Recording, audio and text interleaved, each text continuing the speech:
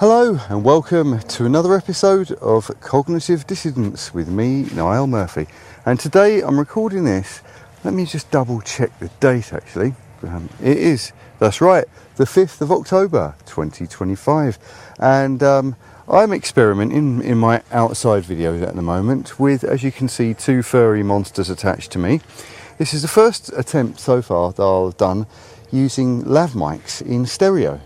You see, when I came back recently, I actually got myself a new lav mic set. It's quite inexpensive, but it solved an enormous problem because, you know, going out using lav mics, they're very useful in that, unlike having a microphone attached to a camera, which can be a bit of a problem. You know, a lot of these types of microphones that I have used before, they're not always the best and they're quite far away. So, you know, there's also, you know, a number of issues with that.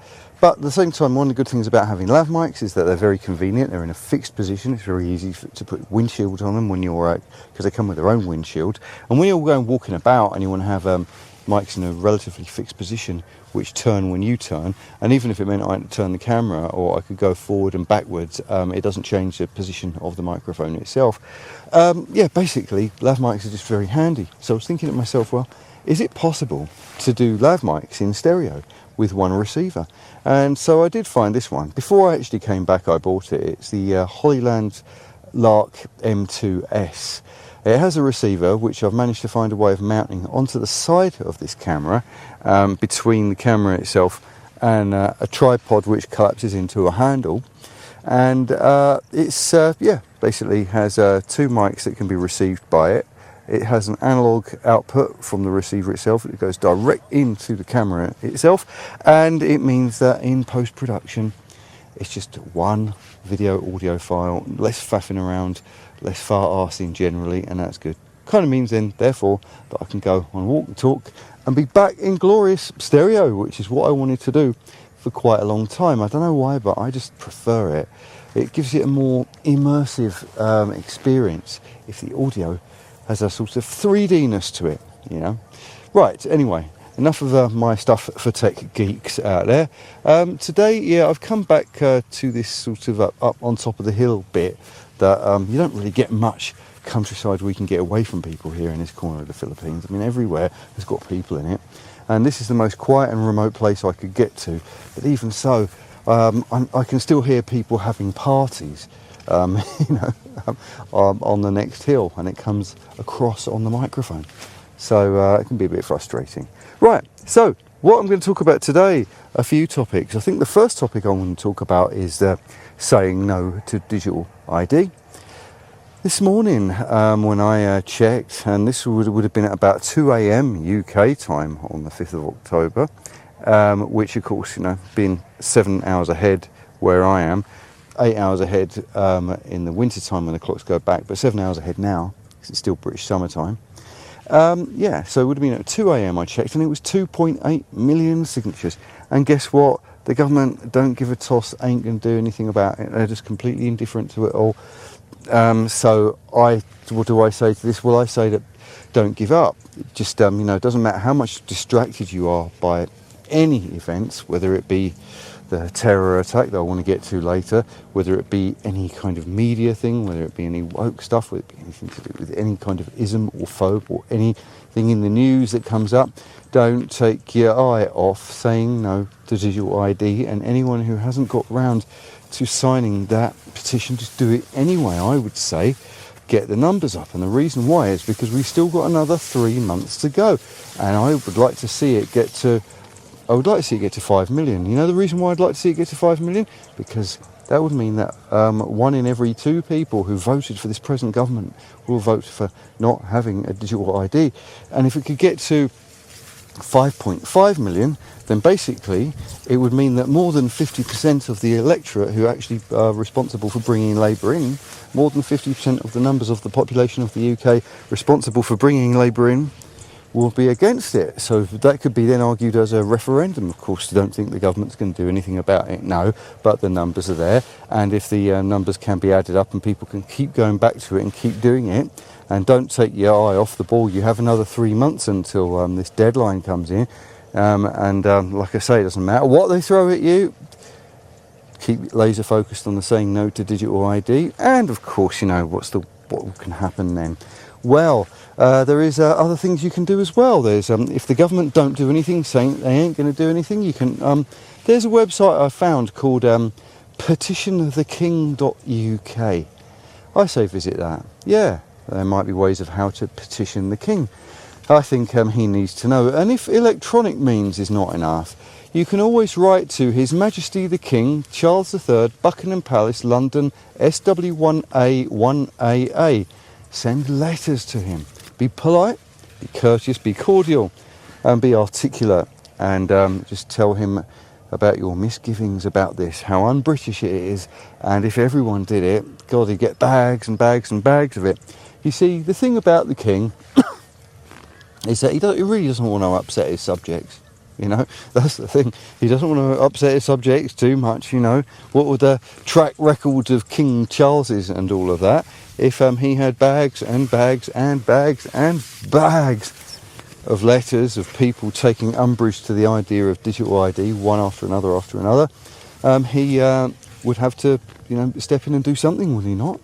And of course, well, there is always Liz Truss. Now, of course, you mention Liz Truss, ex-Prime Minister, people are going to start going, and I have to say, switch off your internal dialogue. I've got to say that to people, right, because I can feel it already. Liz Truss, who's been on a number of alternative shows, especially since she's not been Prime Minister, has not been speaking the language of the mainstream narrative at all. Now, of course, you know, people will say, oh, controlled opposition and all that. They say that about everyone. It's quite, I mean, if everyone's controlled opposition, then there's no one on our side. So I suppose we just all might as well give up. Hey, demoralisation works like that. Do you not know? She said that government IT systems are not up to scratch. So therefore, there's a very good chance that they won't be able to get it up to the standard that it needs to be at in time for it to be implemented before the next parliament, next government comes along and junks it, is what she said. And she sounded very confident about the idea of that. Now, of course, you know, being an ex-Prime Minister, I'd say that she has probably the best insider knowledge of everyone. And she seemed very confident when she said it. So she could be leading us into a false sense of security, yeah. She could be making us get complacent, yeah. But, you know, it's definitely something to bear in mind, is it not? You know what? I like this landscape that I'm walking in. It's kind of a bit scrubby, rocky, what have you. But it's, you know, it's like proper countryside. The occasional palm tree there giving you the impression of being in the tropics. But some of these bushes, you know, that I walk past, yeah, they look a bit tropical. But yeah, if you're from England or you're from Devon, it's sort of like, it doesn't seem too strangely unfamiliar. It's the same green as well. What with all these grey clouds around me, mixture of grey clouds and blue sky, it doesn't feel like I'm a million miles away. It's not too alien for me, this. Right, so, as I say, don't take your eyes off it, you know. It goes to Parliament, they ignore the petition, keep signing it anyway, and then petition the King afterwards. Then write to the King using snail mail, and tell everyone that you know to do that, and tell everyone that you know to tell everyone else that they know to do that as well, and it just must keep going. Right. Anyway, something I wanted to talk about as well, and that is, what's his name? Keir Rodney Starmer. Yes, I have to do that now, because, I mean, you know, the thing about it is that you can come across all grandiose, you know. Oh yes, you can come across all grandiose when your name is Alexander Boris DeFeffel Johnson. Yes, it's rather sort of posh, isn't it? Yes, right? Or you can come across as all distinguished in front of everyone if your name happens to be Sir Anthony Charles Linton Blair. But it's a bit more difficult to be taken seriously if you sound like a staccato zippy and your name is Sir Keir Rodney Starmer. Yes, just the first thing that comes to mind is plonker, isn't it? You know? Oh, I don't know. I'd feel sorry for him if there was any reason to, but there's absolutely no reason to feel sorry for that. I was nearly going to say a certain word then, but you can fill in that word in your imagination. You know, that's how freedom of speech works these days. Right, yeah, so here he is. Right, I've got to play this clip. Now, the problem with this clip is that there just seems to be a cacophony of clapping going on around him. So I used this AI tool, which allows you to isolate vocals from all background sounds. And I got the background clapping and turned it down to basically make his voice sound a bit more up the front and the cacophonous sounds a little bit quieter. Or at least that's what I've done in the first clip anyway. Because, you know, if it's too cacophonous, it's like your brain can't deal with it and it can't process everything that's coming in. So this is the best audio mix that you'll find of this clip anywhere on the internet. First I'm going to play it in my slightly corrected version.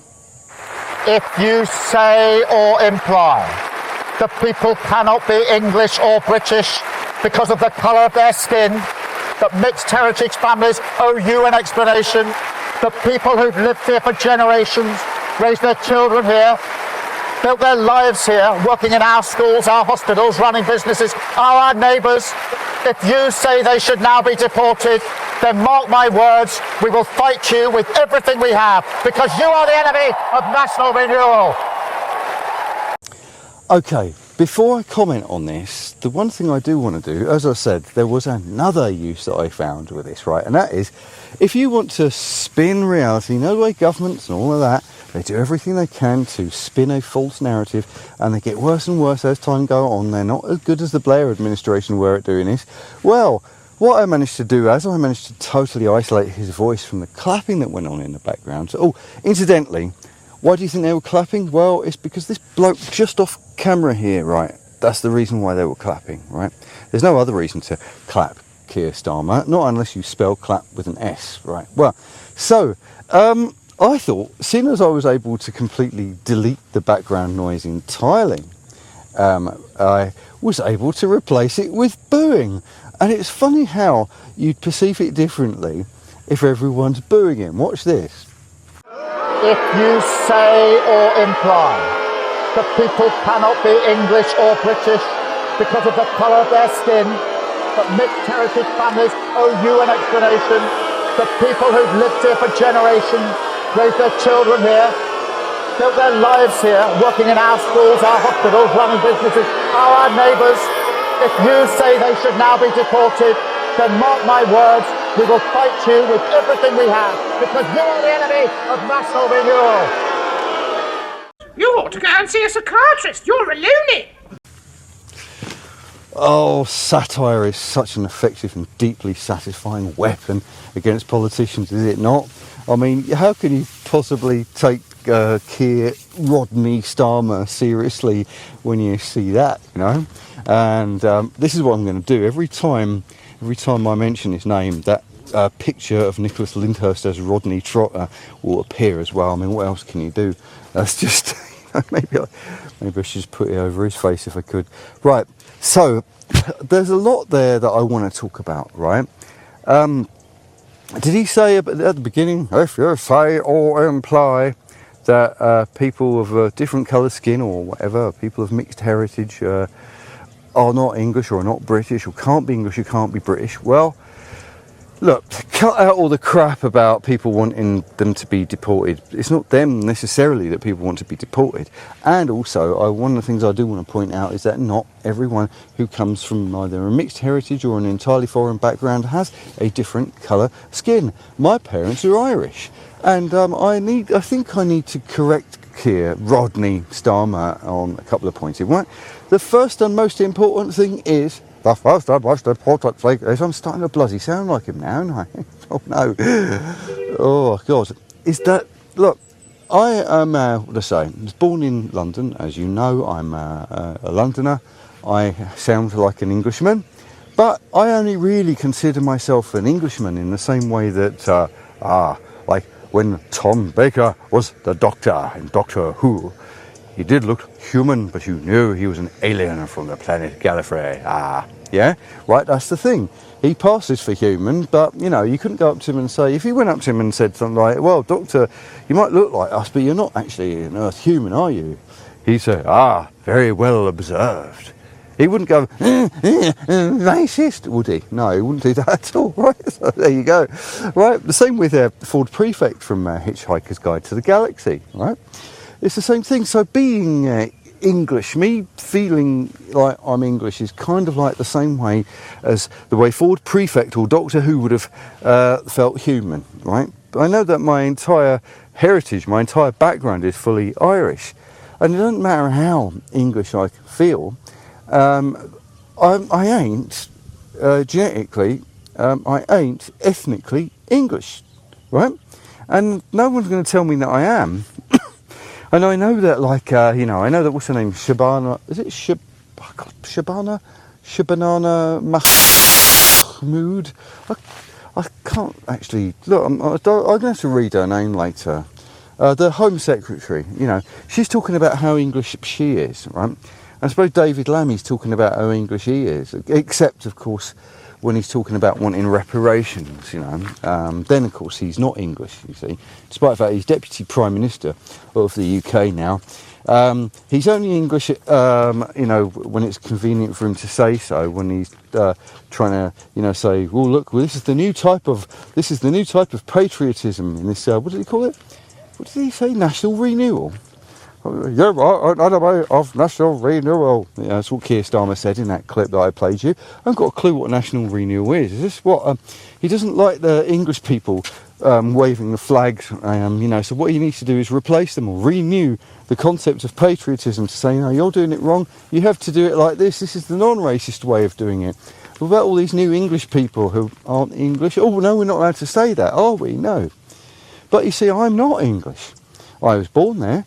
I'm a Londoner by birth and I'm assimilated. I have that accent, but I don't have the ethnicity.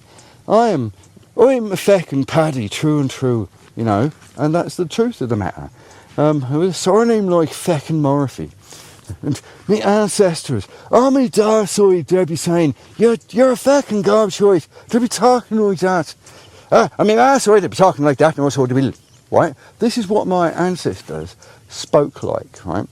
And this is what a lot of my cousins who are still living there speak like. So this is the thing. They don't sound like me. If I go over there, they hear me accent and they say, who the feck are you coming over here? And be like that.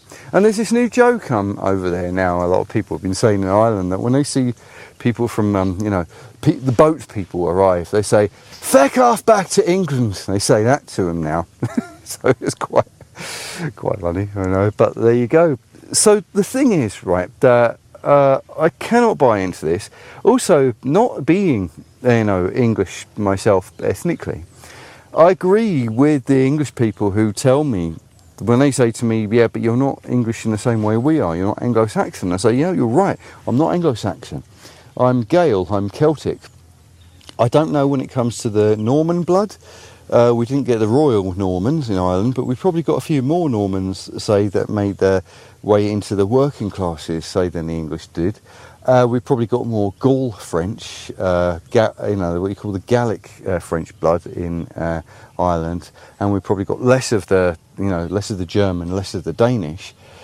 Because you had the Anglo-Saxons and the Jutes, which is probably a mixture of tribes that come from where, you know, like Germany, was it mixed with a little bit of Denmark and the Netherlands in the modern context of the word. Well, you would have had that make your way into England, and so the Germanic origins of the English language, which would have come from that, Old Saxon, Frisian, you know, closely related to Dutch, Danish. You would also have had the Danish Vikings invading the northeast of England. Any towns that got B on the end of them, like BY, you know, like Derby, Coningsby, Rugby, you know, Whitby. Well, you only get them in the northeast of England. That's evidence of Norse language naming the towns, right? The Irish did get Vikings, but got the Norwegians. So we're a lot more Norwegian and a lot less Danish. We're a lot more French and a lot less German, maybe even a little bit more Spanish too, and probably a little bit more Icelandic as well. But generally speaking, if you went back far enough, we probably come from the same, what you call bell beaker peoples, if you were to go back, you know, thousands of years. But ethnically, you know, I don't consider myself to be English, and as I'm far closer related to the English than Shabana Mahmood and David Lammy, I don't consider them to be, you know, any more, certainly not more English than me. I mean, it's quite obvious that. And I got a good third-party perspective myself, because being an ethnic minority in England, being on the receiving end of what I would consider to be a form of, I don't know what you call non-colour racism during the time of the Troubles, during the time of the IRA, yes, it was not a very nice time to be on the receiving end of the kind of abuse that I got back in those days when I was a kid. In fact, you know, you would have been better off to be black, because at least the black kids were considered to be cool, and they brought reggae B-sides to the school as well, and everyone thought all that Rasta stuff, you know, was good. So they didn't get the stick that I would have got, right? So bear that in mind. So, that being that way as it is, I do think that the English, the Anglo-Saxons, are getting a very bad rap at the moment. A really, really bad rap, because, you know, who are these sneering classes of people to tell your common English folk? And when I say the sneering classes, I mean, you know, your Fabian Society types, your H.G. Wells, Aldous and Julian Huxley types, your Bertrand Russells, your was it George Bernard Shaw types, you know? Who are these people, these intellectual overlords that have put themselves above us, who are too posh to work? These people who basically are tax parasites, because they make their money all in the public sector, because they're too posh to do any real work, because they need to be lazy to have time to think and philosophise as they try to build this new world that they've got in mind for us all, because us savages and peasants, we just are not up to the job, you see. And who are we to question them, our overlords, our gods on earth, right? When they tell us that, you know, that they know what's best for us, and we need saving from ourselves by them. So therefore they must be right when they tell us that we're all ignorant, racist, bigoted, stupid people. Hey, I mean, it's really insulting, isn't it, to have to be on the receiving end of these scumbags, you know? And what they do, I mean, you've seen what they do. All they're able to do is spin and lie and shit stir and create false narratives, and they just keep on, you know, having to pile more and more and more bullshit over more and more and more bullshit, because no one believes in a single word those fuckers say anymore. And then, of course, you know, how many days now? I must be 2 days in the aftermath right now of that synagogue attack that happened in Manchester, where, you know, a bunch of Jews got attacked by some nutter in a car first, then he stabbed them, and then he apparently, according to what I've seen, may have had some suicide bombing equipment attached to him or something like that, but was actually shot by armed police. You know, so I have to add the word allegedly, because you don't know what you can and can't fucking say anymore, do you? No. And then in the aftermath of that happening, the pro-Palestinian lot, you know, or basically you should say the anti-Jews, it's funny how it's become okay to be anti-Semitic as long as you are doing it from the political left, not from the right. You know?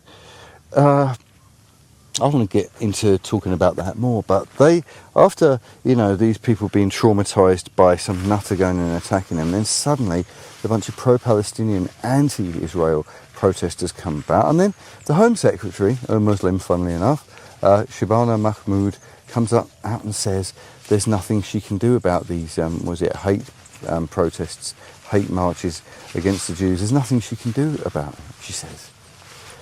Now, of course, the similarities that I kind of think that this present socialist commie lot have, you know, who run the world, Starmer and all the rest of them, all the globalists, the whole entire Schwabocracy, as I like to call it, the whole Blairocracy that we're living under at the moment in the Western world. Here I am out here trying not to live under that world, right?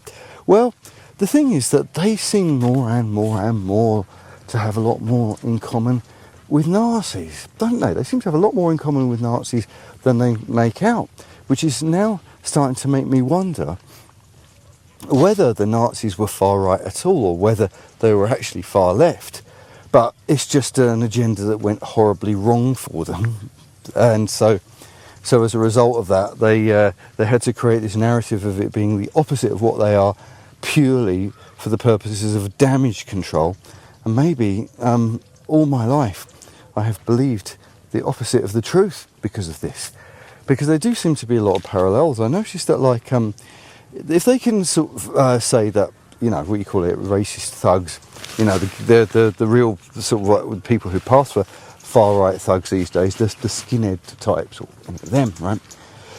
the people who would have voted for the NF or the BNP back in the day, the people who look like skinheads, the bother boot wearing types. Well, you know, if they could say that these people wanted to be like racial purists, and they say therefore that these people don't like there to be Jews around, they could sort of point at them and say, look, they're anti-Semitic, therefore they're Nazis.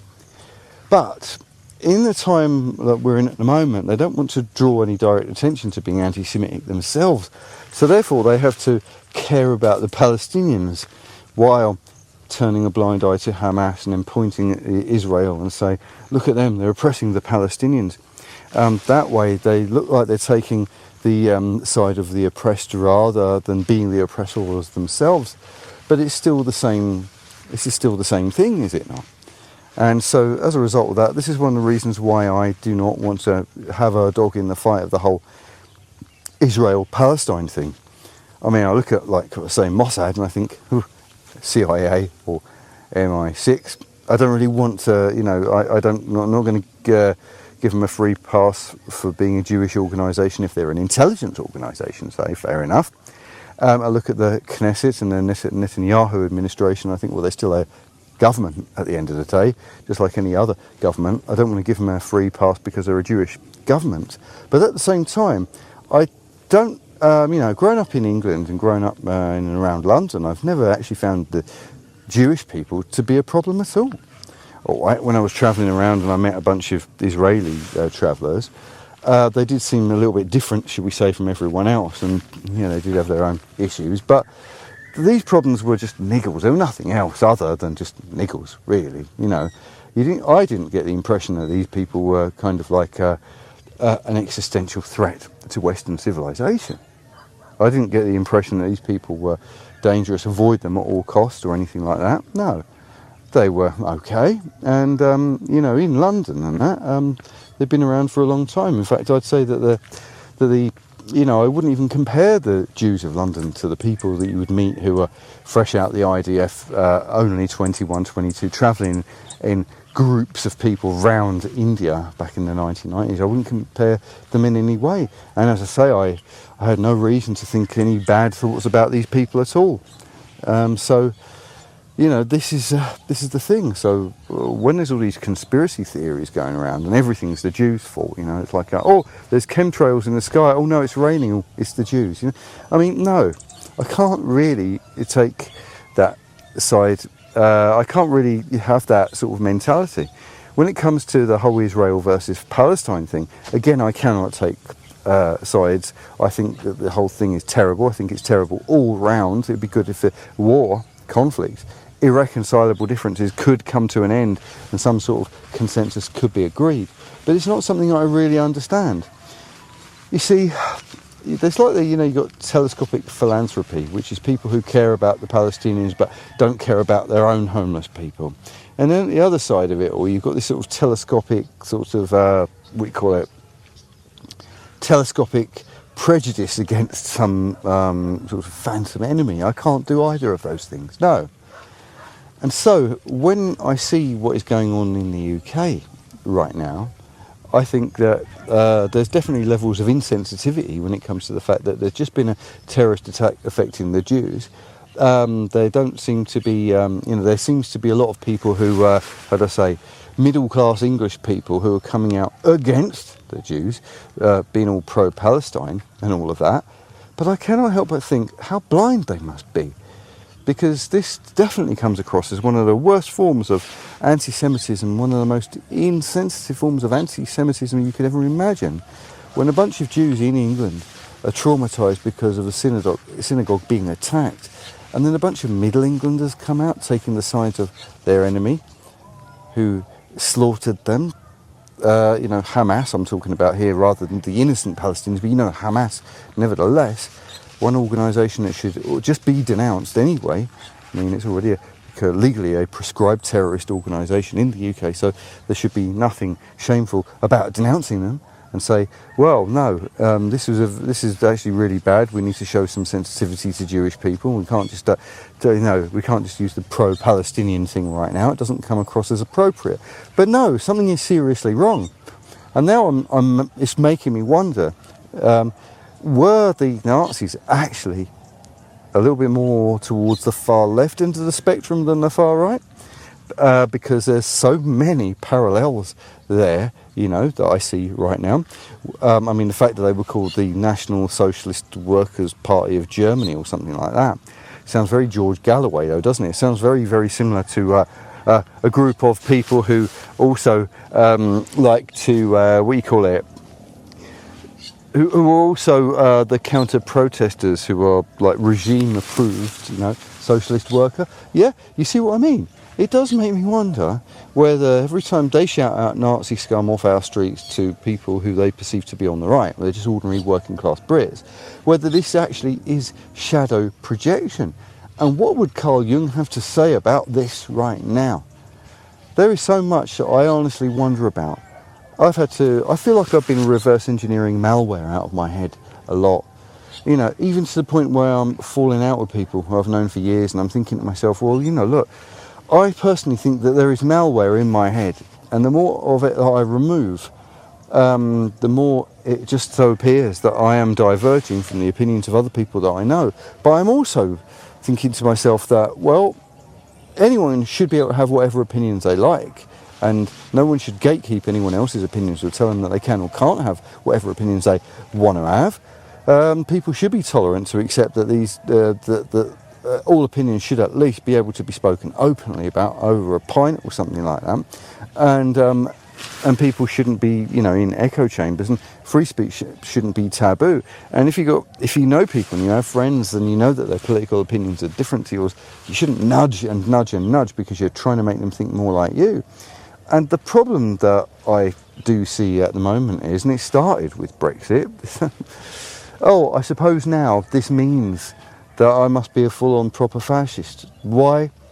Well, I voted to have less government. That's one of the reasons why I voted Brexit. So that the government that we have in the UK doesn't have another government on top of it. That was the reason why I did it. Decentralisation. Nothing to do with being racist. After all, the rest of Europe is white. Ethnically, I'm European. Ethnically, I'm Northwestern European. It's not, you know, I wasn't vote to leave Africa, did I? I didn't vote to leave Asia. Racism. I mean, for fuck's sake, so stupid, isn't it?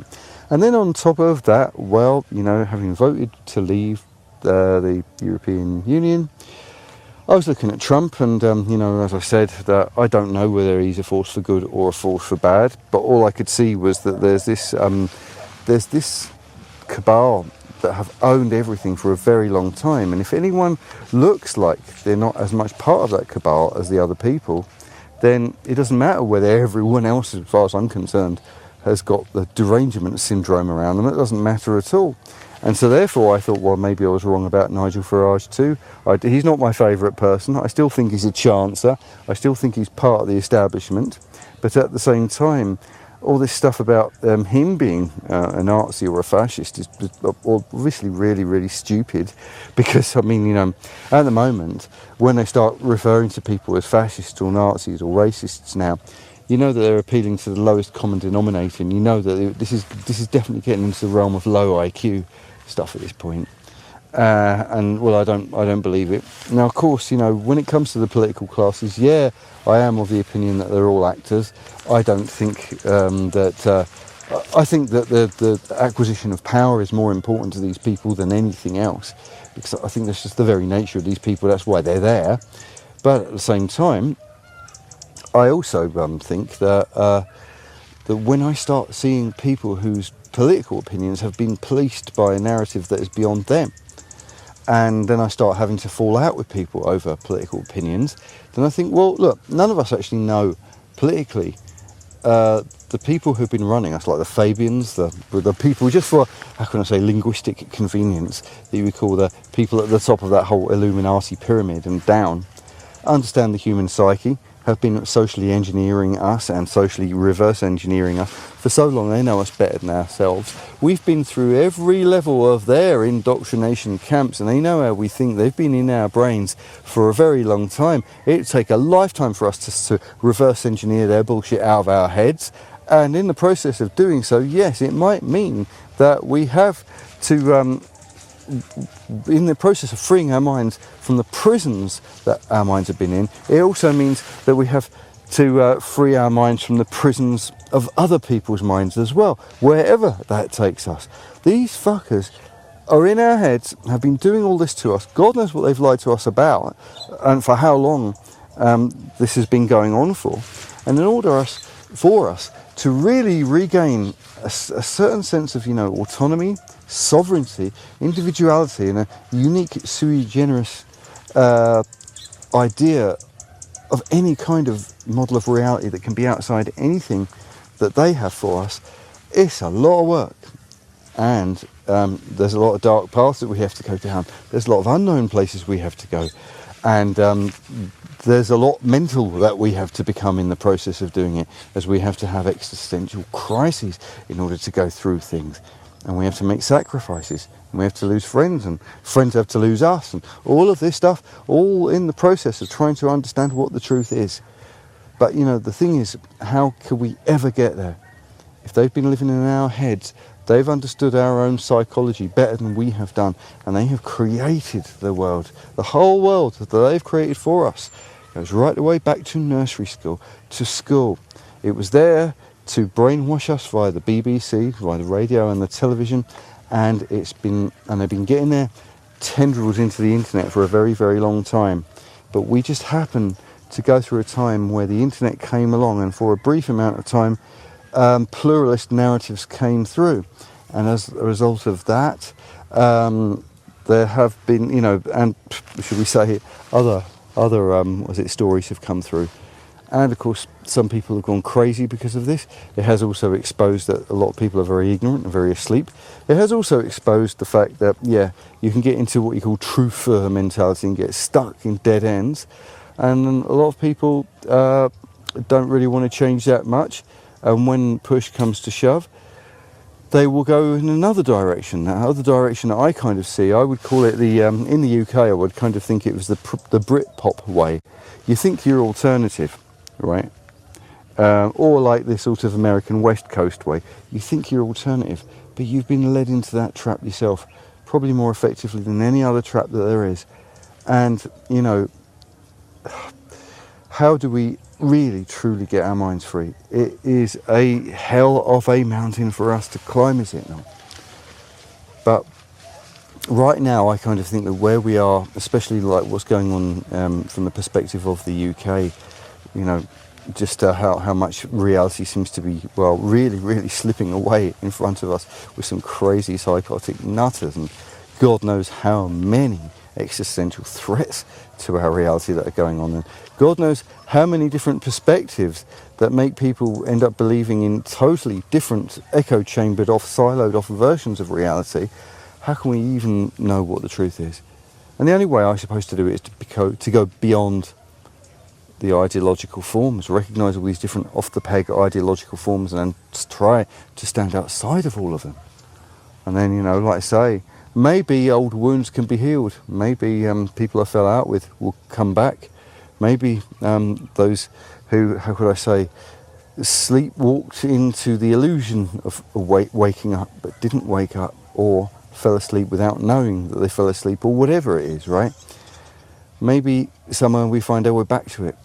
And, like I say, I don't mind how long it takes people, because, one of the values, I suppose, that we grew up with, at least in the Western world, which comes from Christianity, I'm not religious myself, is that, anyone can redeem themselves at the very last minute. Why not? There should always be forgiveness and redemption at the last minute for people who took a long time to get there. Right, I'm rambling too much now, and my God, according to this, I've been recording this for over 38 minutes, so if I haven't bored you lot to sleep by now, well done. Right, see you later, alligator. See you soon. Baboon.